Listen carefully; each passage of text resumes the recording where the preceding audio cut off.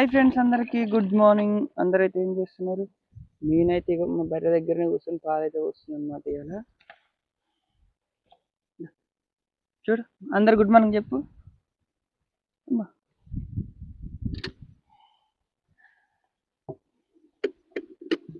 పాలైతే విండినా అనమాట.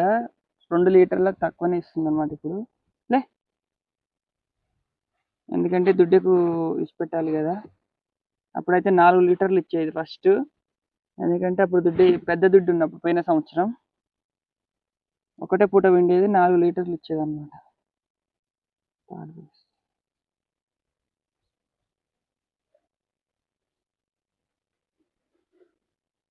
ఓకేనా ఫ్రెండ్స్, మరి మీరందరూ ఏం చేస్తున్నారో కామెంట్ చేయండి.